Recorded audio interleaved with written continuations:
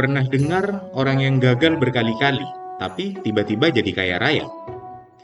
Atau perusahaan yang meluncurkan banyak produk gagal, lalu satu produknya sukses besar dan bikin mereka meledak? Itulah kekuatan dari yang disebut tail events atau kejadian ekor panjang.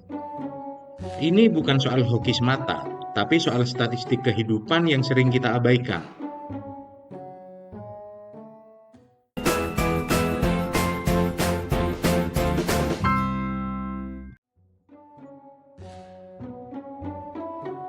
Di dunia investasi, bisnis, bahkan kehidupan, nggak semua hasil punya bobot yang sama.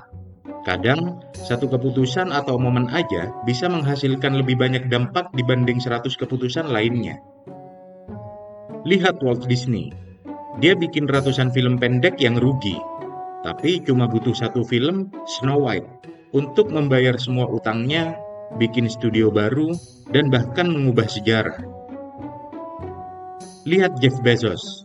Amazon gagal dengan Fire Phone, tapi sukses besar lewat Amazon Web Service dan Prime. Yang satu gagal ratusan juta, yang lain untung miliaran dolar, dan itu sudah cukup.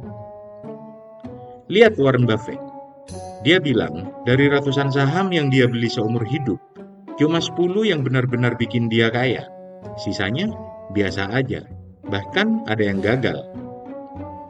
Dalam dunia investasi, kita punya banyak data yang membuktikan bahwa sebagian besar keuntungan pasar saham berasal dari segelintir perusahaan unggulan. Faktanya, 40% saham di Russell 3000 turun 70% atau lebih, dan mereka nggak pernah pulih. Tapi, 7% saham lainnya yang luar biasa sukses. Cukup untuk mendorong indeks itu naik 73 kali lipat sejak tahun 1980. Artinya, mayoritas hasil positif datang dari minoritas peristiwa. Dan ini bukan cuma berlaku di saham. Industri kreatif juga begitu. Chris Rock, komedian legendaris, menulis ratusan lelucon, dan cuma segelintir yang dia bawa ke panggung besar. Dia uji coba semuanya di klub kecil, yang gagal dibuang, yang lucu ditampilkan. Yang kita lihat di Netflix adalah ekor panjang, hasil dari puluhan eksperimen yang nggak kita lihat. Masalahnya, kita sering terlalu fokus pada kegagalan, lalu merasa dunia tidak adil.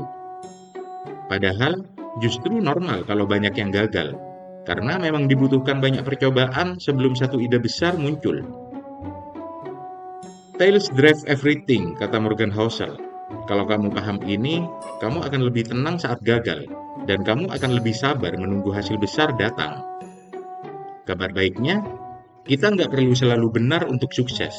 Cukup dengan bertahan cukup lama, coba cukup banyak hal, dan biarkan 1-2 ide besar membawa perubahan besar. Seperti kata George Soros, yang penting bukan seberapa sering kamu benar atau salah, tapi seberapa besar kamu menang saat kamu benar, dan seberapa kecil kamu rugi saat kamu salah. Jadi, gagal itu biasa, salah itu wajar. Yang penting jangan berhenti bermain. Karena kamu cuma butuh satu ekor panjang untuk menang besar. Kalau kamu pernah gagal tapi jalan terus, mungkin kamu sedang menuju ekor panjangmu sendiri. Dan, seperti biasa, simpan ilmunya di saku, sebarkan manfaatnya kemana-mana. Sampai jumpa di obrolan saku kita berikutnya.